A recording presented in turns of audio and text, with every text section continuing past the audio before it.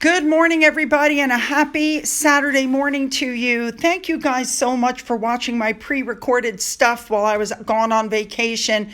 I really needed that break. A lot of you put up comments noticing that I was not doing so well. And I'm not kidding. Watching that show, 3-4 episodes, and having to tape them, this is going to sound crazy, but it really did take a toll on my mental health. Like I became so depressed. I put up that post, YouTube's messing with me. And I was so overwhelmed. Just unplugging for these few days and going on vacation has really been a big help. So thank you guys for sticking with me. I'm going to try to catch up as much as I can today, but there's a lot going on. So let's jump in and cover it, shall we? Let's go.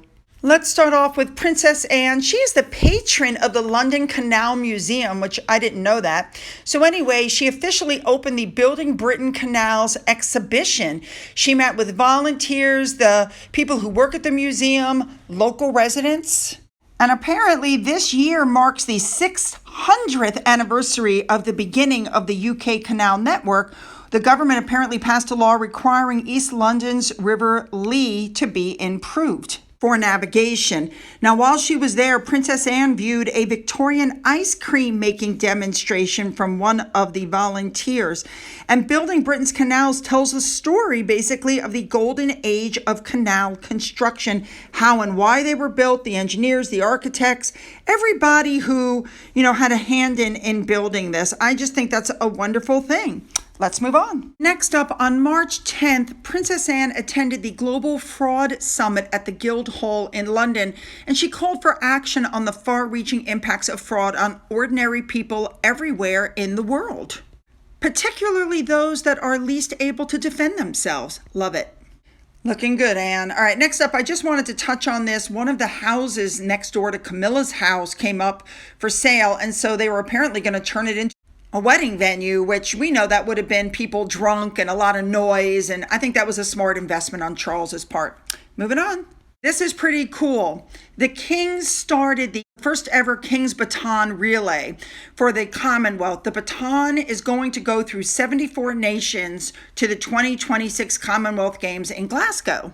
So the King's at Buckingham Palace. He comes out, he goes up to the baton, which is being held by Cadena Cox, and he puts this message inside. And then he hands the baton to Sir Chris Hoy, who then starts walking up with bagpipes playing on either side of him.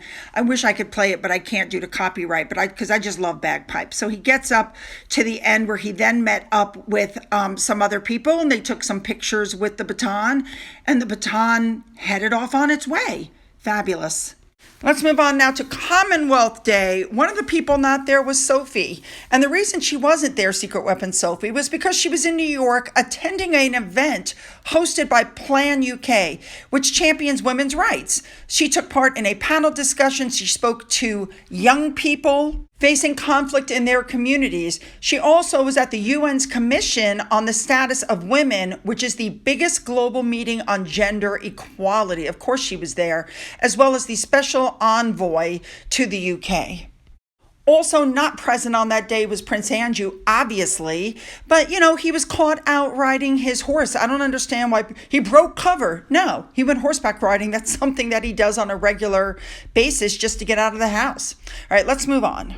Catherine, the Princess of Wales, went to her first Commonwealth Day service at Westminster Abbey. It's the first time she's been there in 2 years. Remember, she missed last year's event due to her cancer treatment. And King Charles also didn't go last year because it fell during the period that he had, stepped back for his cancer treatment. She looked absolutely eye-catching in red, absolutely gorgeous. And there were over 2,000 people in the congregation. I think that's normal, but okay. They walked inside where they then greeted a lot of people, but one of the people that Catherine and William were both seen talking to was the Commonwealth Secretary General Patricia Scotland, Baroness Scotland of Asthall. For me, it's just nice to see her out and about looking so healthy and happy. You guys know what I'm saying.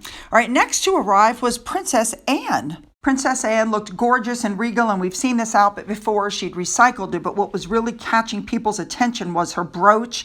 She's had it since it was gifted to her by her mother in 1973 when she married her first husband, Captain Mark Phillips. So it's a sentimental piece. I don't think it has anything to do with her ex-husband. I think it has to do with her mother. Anyway, she got inside and boom, there's Catherine, and the two of them greeted while they waited for the king. But that was not who was next. Next in the Abbey was the Duke and Duchess of Gloucester. I love her fashion sense and I love what she's wearing. And again, these are two much lesser known royals who at their age should be, slowing down. And instead, because Harry and Meghan left, they have been picking up the slack. They seem to have no problem doing all of their work, and I love them, and I love the fact that they're helping the family. The only thing that really irritates me is that I feel like they don't get enough attention at this stage of the game for all the work that they've done for the royals. You know what I'm saying. All right, so next up, the king and queen arrived. We know that King Charles is really pushing for the royal family's dedication to Commonwealth Day. He is spreading a message of unity and calling for all nations to come together in uncertain times. Just as an FYI, this Commonwealth Day appearance is exactly 5 years after Harry and Meghan showed up for their final outing as working royals. Remember, she wore that dress making her look like Kermit the Frog. It was very ill-fitting, and they were making nasty looks, or he was making nasty looks at the family, and they had a fit right before the Commonwealth service because he wanted to walk in the procession. And so to calm things down, William agreed not to walk into the procession because Harry was throwing a fit. He was still a senior royal. He wanted to walk. Yeah, you get it. Now, they were saying that a secret message was being sent by the royal family. First of all, let me just point out that Catherine, of course, gave a gorgeous curtsy, and then they lined up. But before they lined up, William went over and gave his father a kiss on both cheeks. Catherine, as you can see, is kissing Camilla, gave her a curtsy. The meaning is this is a family. But you know what? This has always been a family. It's Harry who had an issue with all of this, honestly. So, of course, they lined up and they did the procession into the Abbey. Charles put a message for the service into the pamphlets that went out to everybody. And it said, in these uncertain times, when it is all too easy to believe that our differences are problems instead of a source of strength and an opportunity for learning, the Commonwealth's remarkable collection of nations and people come together in the spirit of support and, crucially, friendship. Okay, so first of all, let me just say, Catherine and William were caught flirting during the service. It's very obvious that their relationship is rock solid, and I just think they're adorable. Let me also point out, in case you guys have forgotten, that the Commonwealth is voluntary. You can leave at any time. And remember, Harry and Meghan called it Empire 2.0, but that's not really true. It is a voluntary association to help with trade. Now, the service lasted an hour. There were musical performances from different singers. There was cultural arts team. There was a violinist and piano siblings who played. Just all kinds of stuff. And it was just a wonderful celebration of the Commonwealth. And like King Charles also said in his statement to everybody, that the Commonwealth's ability to bring together people from all over the world has stood the test of time and remains an ever important today. Catherine, of course, on the way out was able to stop and speak with some of the performers. It looked like they were having a great time. Then she went out to get some flowers. Well, she is the people's princess. She could not stop talking to these little girls and engaging them in conversation, and William did exactly the same thing. Now, I know they go in a certain order. They also come out in a certain order, but I'm not sure. I would have thought the king and queen would have come out first. It appears that Catherine and William came out first. Anyway, look at the way he looks at her. Career goals, husband goals. Yeah. She looks amazing. Her hair. Yeah. I wonder who does her hair. She looks fabulous. Anyway, the two of them left. And right after they walked down and out, and look how happy the kids are to see her. Look. Okay. After they left, then it was Charles and Camilla's turn to come out. So next out was Charles and Camilla. They went down the receiving line saying hello to all of the performers. Before they went outside, Camilla received her flowers and they were taken to their car. Everybody looking very happy. And of course, after Charles and Camilla came Princess Anne. At least I think that's the order that they went in. And she got her flowers and then it was time for her to depart. And then, of course, the fabulous Duke and Duchess of Gloucester. I'm sure they got flowers also. A big thank you to Remoulade Sauce, as usual, for showing us what Catherine and Queen Camilla was wearing at this event. Now, before the Commonwealth Day at the Westminster Abbey, Charles and Camilla were guests of the Commonwealth Secretary General, Baroness Scotland, at the annual Commonwealth Day reception at the Marlborough House.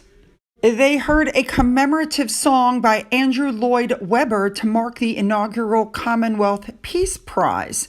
Fabulous. It really looks like a fabulous, fun reception. These are the kind of events that I love and that I wish I could attend if I lived anywhere near there. All right, you guys, let's move on now to some of your comments. First of all, the story that that Meghan told about fishing with Archie and the two trout. People were wondering why she didn't mention Thomas since he's the one who took her fishing. We've all seen the video. And also, you guys commented when she said, coffee's not my thing, because she's an investor in that coffee, the one that I've covered before, the one that was found to have high levels of lead in it. And it's not really coffee, it's made from mushrooms. You guys have also been putting a lot of comments out about how you have elevated things like your frozen beer, your heat wave, or your elevator. All right, let's move on to the Harry Meghan stuff. It's being reported that Netflix is actually regretting the deal that they made with Meghan and Harry because of the backlash of the new show. It has been absolutely savaged. It has not gone down well with fans on either side of the pond. She's been hit with so much backlash, including from her dad. And now the Netflix bosses are coming out saying that they regret their decision to invest, despite that the show has been recommissioned for a second season, even though we know it really wasn't. They just filmed 16 episodes and they split them up. Now, an insider said that a huge check went to Harry and Meghan, which they claim it hasn't paid off. Netflix paid way too much money to Harry and Meghan for content. They did not get their money's worth. This insider is claiming they were paid $110 million so far.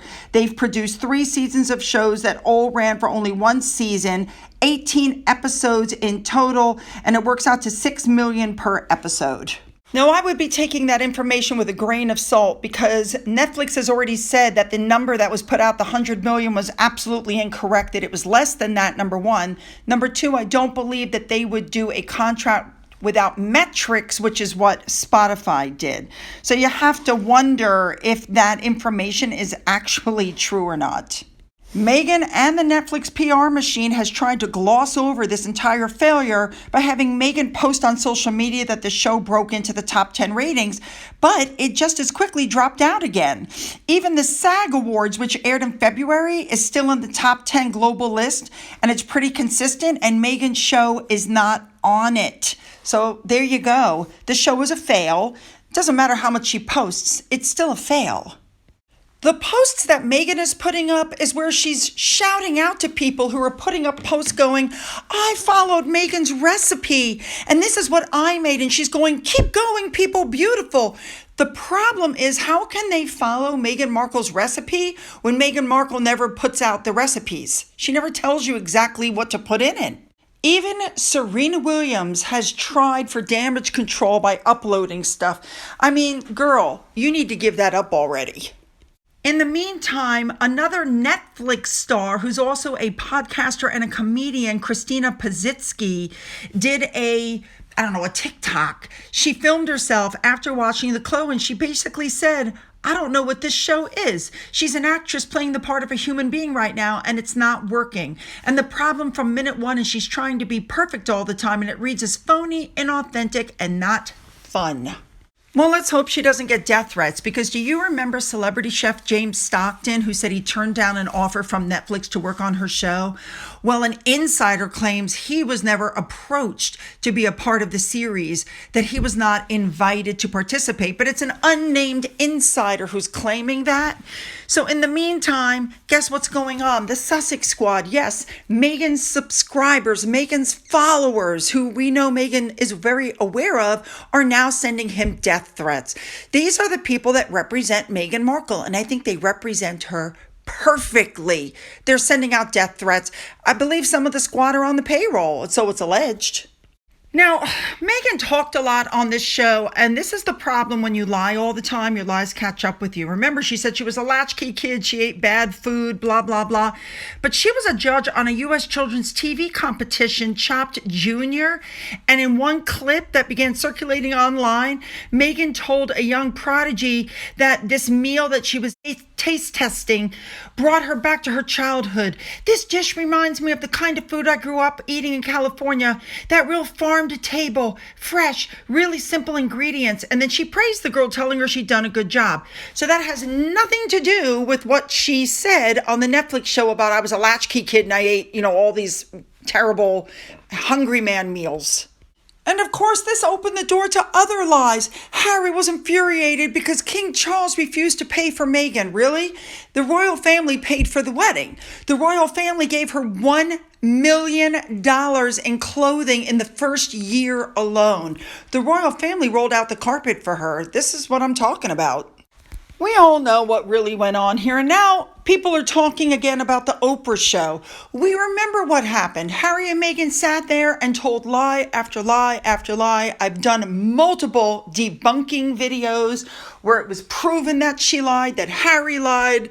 And then when you sit down and you think about the way it made the Queen feel while Philip was in the hospital, remember, they asked them to postpone this interview, and Meghan said they're just trying to postpone it because they want to muzzle me.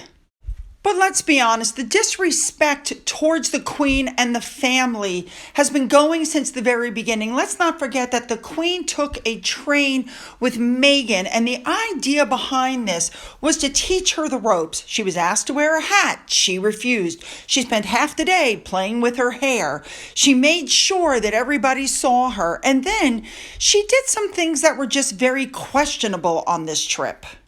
But one of the most disrespectful things that Meghan ever did, which really sticks out to me, you don't go in front of the Queen. So the Queen walks up to get some flowers, and Meghan decides that she's just gonna bypass the Queen and go pick up the flowers on her own. I have slowed this down so you can see the Queen's face. She's looking at Meghan like, really? And then she turns her attention back to the people in front of her. But I mean, just that's so disrespectful. Also on this trip, I might add, Meghan walked in front of the Queen and got into the car first because she claimed she didn't know better. Like, really? And the entire time they were sitting watching these children, do whatever it was they were doing, Meghan was yakking at the Queen, and the Queen, quite frankly, did not look amused. And finally, I just wanted to report on this. Apparently, Meghan, who claims she never looked at social media, has made a major U-turn on what she's doing. But if she never looked at social media, why did she sick Christopher Boozy on so many of us? Maria Montessori on X pointed that out. Excellent point. All right, you guys, you know what to do. Hit the like and the subscribe button and the bell for all notifications. Then go down into the description box where you'll find the link to my Twitter, my Gettr, my Rumble, my email, a link to my father's book, which is still up for sale, and a link to my Amazon wish list, as well as a physical address. For those of you who've donated to my coffee fund, thank you so much. And as always, you guys, have a great day.